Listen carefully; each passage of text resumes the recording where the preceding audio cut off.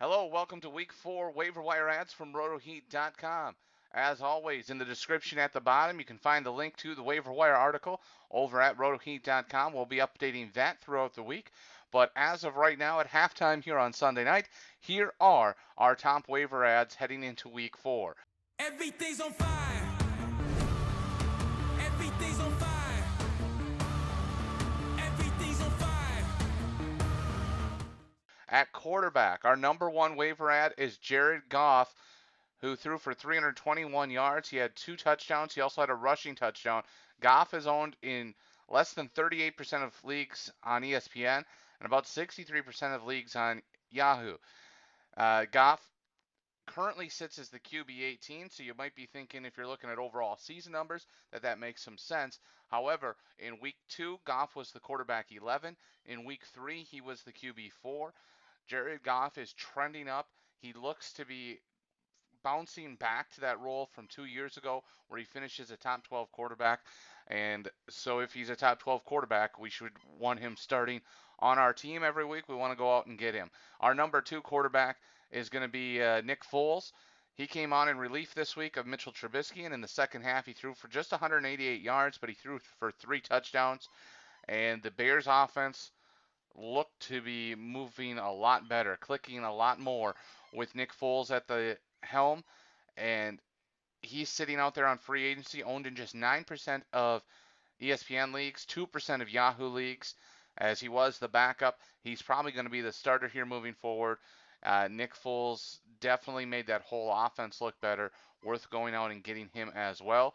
Our number 3 quarterback is Ryan Fitzpatrick, who this week just had 166 yards and 2 touchdowns. He also had 38 yards rushing, though, and a rushing touchdown. Ryan Fitzpatrick, or Fitzmagic, has continued to put up good numbers over the last year plus as the Miami quarterback, and he's owned in just 5% of ESPN leagues and 7% of Yahoo leagues. So looking at what would do for FAAB on each of those guys, Jared Goff is the guy I want the most of. I'm willing to pay the most for. I'm probably willing to put, depending on my quarterback situation, if I need a starting quarterback, if I don't have a guy who I'm confident is a top 12 guy at the end of the year or a week-to-week top 12 guy, I'm going to probably be spending 15 to 20% on Jared Goff. As far as Nick Foles and Ryan Fitzpatrick, those are streaming type guys to me right now. And so if I'm going through that where I'm streaming, I'm willing every week to maybe spend a couple bucks streaming on quarterbacks. So I'd say not more than 5%. However, if you want Nick Foles with the potential to be that full-time starter and kind of the unknown of what he could do, if you want to try and draft him to have him become your every week starting quarterback, probably a little bit more, but I probably wouldn't go over 10 to 12% on Nick Foles for myself.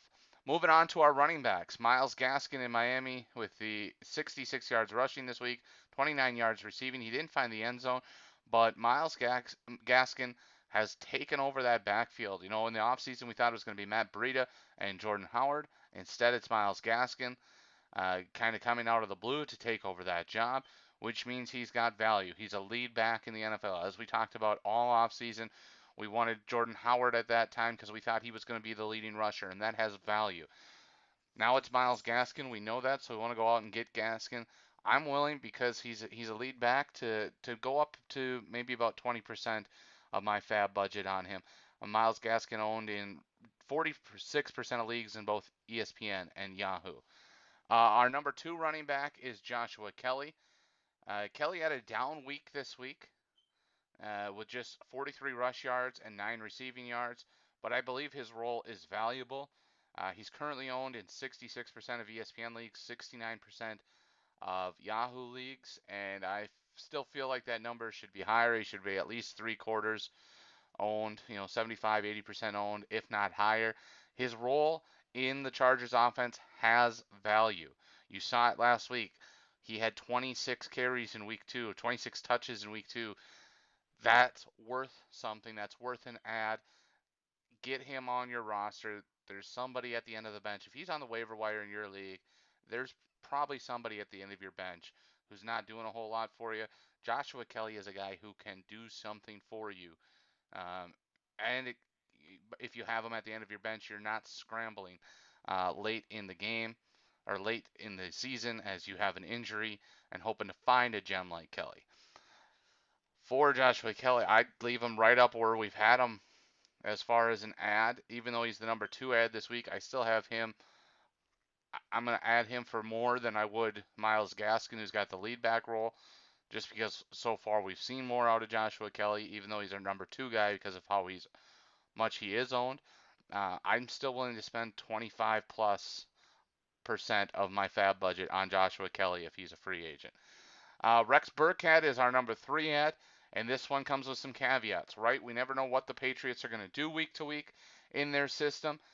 But Rex Burkhead was the running back one in week 3, and that was all touchdown base. He had 49 yards rushing, 2 touchdowns, 49 yards receiving, another touchdown there. Just 18% owned in ESPN leagues, 10% owned in Yahoo leagues. Of course, you never know if this backfield goes back to Sony Michel. It goes back to James White when he returns to the team after the car accident his parents were in and the tragic death of his father and all the things he's dealing with in his personal life right now. But for now, Rex Burkhead had a huge week, something we haven't seen out of him in quite some time, and he's worth at least an ad if he's out there, which he is in a lot of leagues. Not going to spend a whole lot though, just because of the uncertainty of that backfield moving forward. 5% maybe, maybe a little bit more, but definitely worth the ad because if James White stays out of this lineup, he's going to be the receiving back, and he appears to be the better running back right now, at least until maybe Damian Harris gets off the IR at some point. Moving on to our wide receivers, Greg Ward. You remember last year, week 14 on, he was the best wide receiver in the room for the Philadelphia Eagles, and that was because he was the only guy standing. Not only because he was the only guy standing, but also because he was effective as a wide receiver. Well, we're in week 3 of 2020, and he's pretty much the only guy left standing again. Uh, Alshon Jeffrey has missed the first 3 games. Jalen Reagor now has a UCL issue in his thumb. He's out. Deshaun Jackson left the game on Sunday here with a hamstring injury, so he's out for an unknown amount of time. JJ Arcega-Whiteside excuse me, just does not exist. Somehow he's on the field and you don't even remember he plays for the Eagles. And obviously Carson Wentz does either. I'm not sure, he gets 1 target a week if he's ever going to get more than that because he's not even catching the one. But Greg Ward had a nice week here in week 3. He had 8 receptions, 72 yards, and a touchdown. He's a guy who is 0% owned in Yahoo, 0.3% owned in ESPN, so he's available everywhere. Go out and get him. Uh, it's an easy ad, and it's going to be a cheaper ad for you because he's going to fly a little bit under the radar. That's why he's our number 1. A guy you can probably get in the 15% range, maybe even a little less depending on your league. That's because our number 2 waiver wire choice is where everybody's going to throw their FAAB money at this week. That's on Justin Jefferson, the rookie wide receiver for the Minnesota Vikings.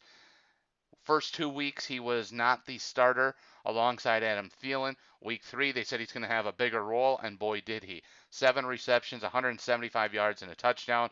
He's just 34% owned in ESPN leagues, 29% in Yahoo leagues. Justin Jefferson, folks are going to put a lot of FAAB on him, and they should. He threw up a huge week this week. Uh, I'd be putting in that 25% range on Justin Jefferson, hoping that he can repeat some of that. Obviously, he's not going to have 175 yards every game, but if we can get him up in that 7-8 reception, 100-yard range, kind of where Stephon Diggs used to be, that role that he's kind of filling, I think that would be a good spot, and it's definitely worth a 25% FAAB there. Also worth noting, the Vikings 0-3 here. They're going to have to throw the ball to win some games because right now they just look to be falling apart. They've been badly behind in 2 games. They had a big lead on this Sunday. They let it go away when they stopped kind of moving the ball through the air as much. And so I don't know what it is to get them solved, but bad teams throw the football a lot. That means opportunity for Justin Jefferson moving forward. Our number 3 wide receiver ad is Andy Isabella. He had 4 receptions today for 47 yards and 2 touchdowns. Now, Christian Kirk was out with a groin, and it's kind of an uncertain situation, an uncertain future there. What happens when Christian Kirk comes back? What does the wide receiver market share look like once that happens?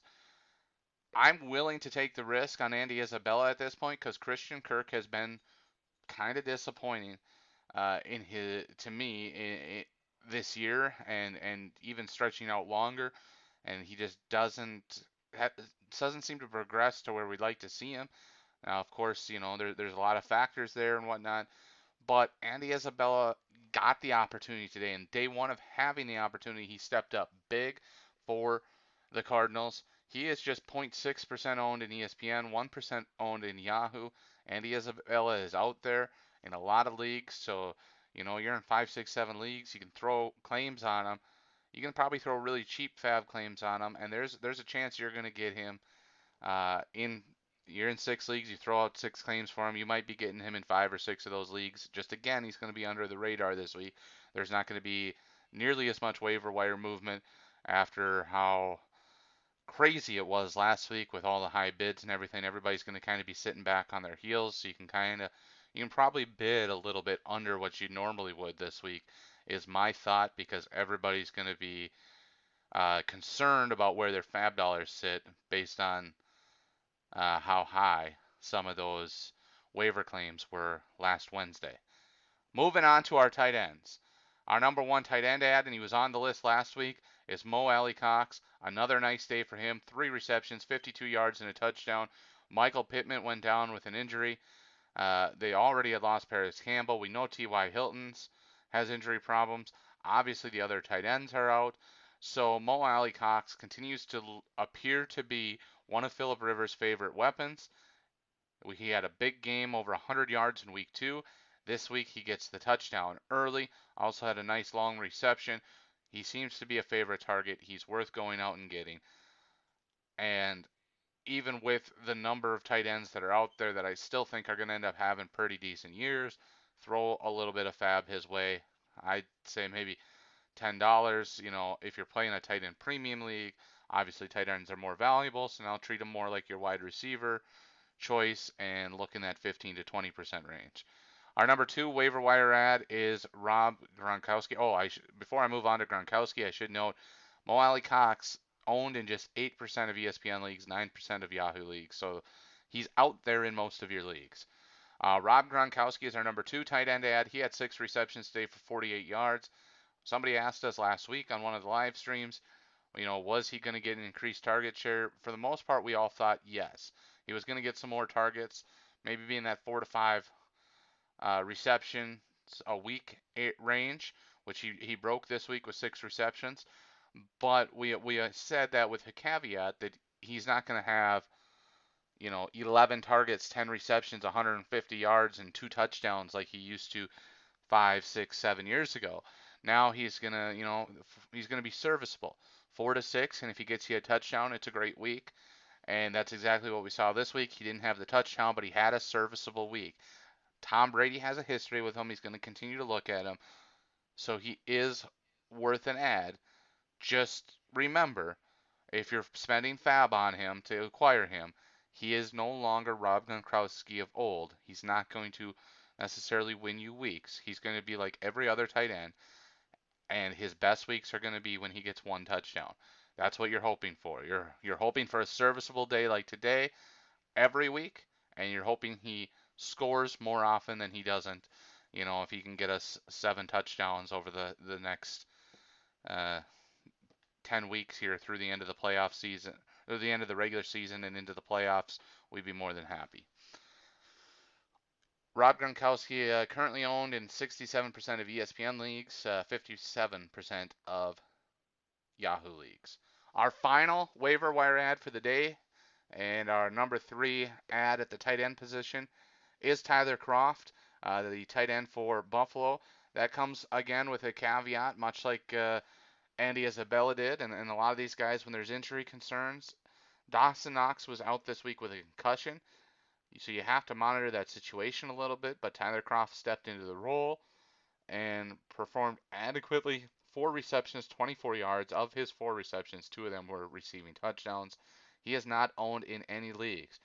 This is an ad based purely on monitoring what happens in Buffalo over the next week and really over the rest of the course of the year. If Dawson Knox is still dealing with his concussion or any other injury at any point, and it looks like he's not going to play, Tyler Kroft might be somebody you want to pick up because even though he's the backup, Josh Allen trusts him, especially around the goal line. He's as he showed today. Also, Stephon Diggs, John Brown, Cole Beasley.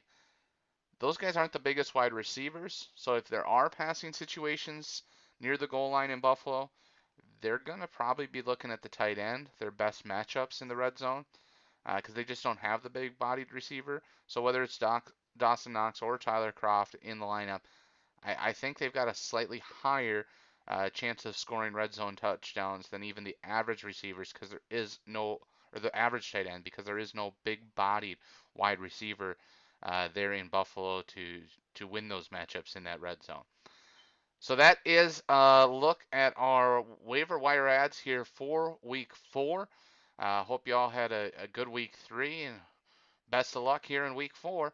And as always, again, at the bottom of this video, in the description, we've got the link to the waiver wire article on rotoheat.com. Go there, also check out all the other great content. We've got live videos dropping here on the YouTube every day of the week, pretty much, including live streams, player outlooks, player updates, different things like that. The DFS show, the IDP show, all that stuff. It can be found here. We've got the Dynasty Heat Seekers live stream, the Fantasy Inferno redraft. So lots of shows, lots of short videos, all that coming out here on the RotoHeat YouTube, and then a lot of written content over at rotoheat.com. So check that all out over at rotoheat.com, and best of luck in week 4. Also, right there, playlist. Hit it. Watch the videos. Do it. You want to.